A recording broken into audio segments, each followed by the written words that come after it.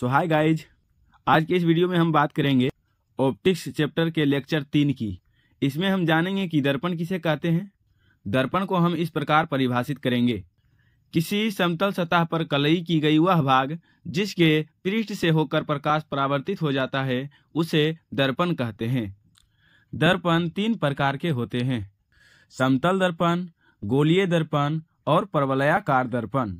तो पहले हम समतल दर्पण के बारे में जानेंगे। जिस दर्पण का परावर्तक सतह समतल हो उसे हम समतल दर्पण कहते हैं। जैसा कि चित्र में दिखाया गया आकृति समतल दर्पण है। दूसरा है गोलीय दर्पण। वह दर्पण जो एक खोखले गोले का भाग हो उसे गोलीय दर्पण कहते हैं, जैसा कि चित्र में दिखाया गया है। गोलीय दर्पण 2 प्रकार के होते हैं, अवतल दर्पण और उत्तल दर्पण। अब हम अवतल दर्पण के बारे में जानेंगे। वह दर्पण जिसका परावर्तक सतह धंसा हुआ हो उसे अवतल दर्पण कहते हैं, जैसा कि चित्र ए में दिखाया गया दर्पण अवतल दर्पण है। अवतल दर्पण का परावर्तक सतह अंदर की ओर होता है। दूसरा में हम जानेंगे उत्तल दर्पण। जिस दर्पण का परावर्तक सतह उभरा हुआ हो उसे उत्तल दर्पण कहते हैं, जैसा कि चित्र बी में दिखाया गया है। उत्तल दर्पण का परावर्तक सतह उभरा हुआ होता है। अब हम गोलीय दर्पण से संबंधित महत्वपूर्ण बिंदु को जानेंगे। तो पहला है ध्रुव, जिसे इंग्लिश में पोल कहते हैं। गोलीय दर्पण के मध्य बिंदु को ध्रुव कहते हैं।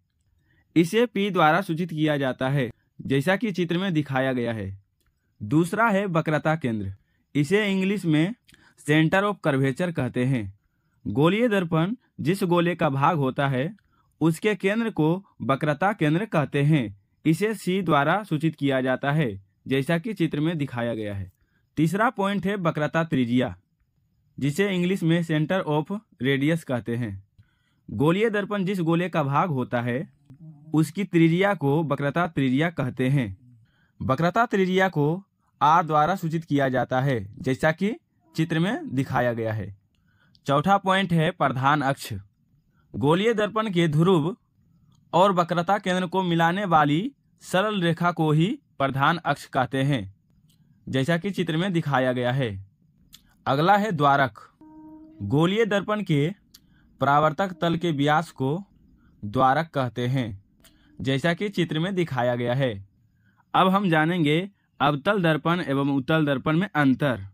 पहला है अवतल दर्पण का परावर्तक सतह धंसा हुआ होता है।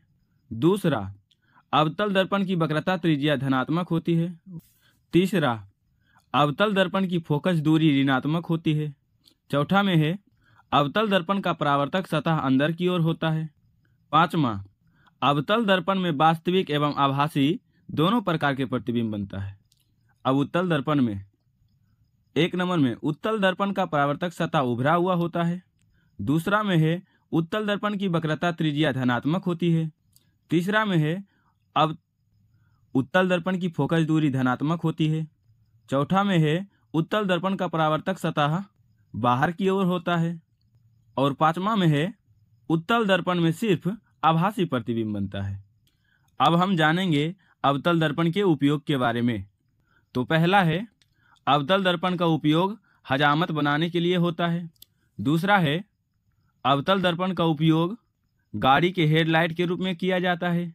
तीसरा है अवतल दर्पण का उपयोग रोगियों के आँख, कान, नाक, मुंह और को जांचने के लिए किया जाता है।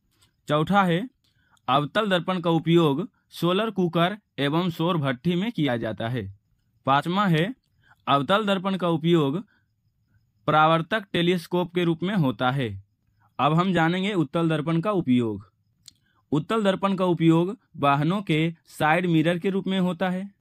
उत्तल दर्पण का उपयोग गलियारा एवं चौक चौराहे पर किया जाता है।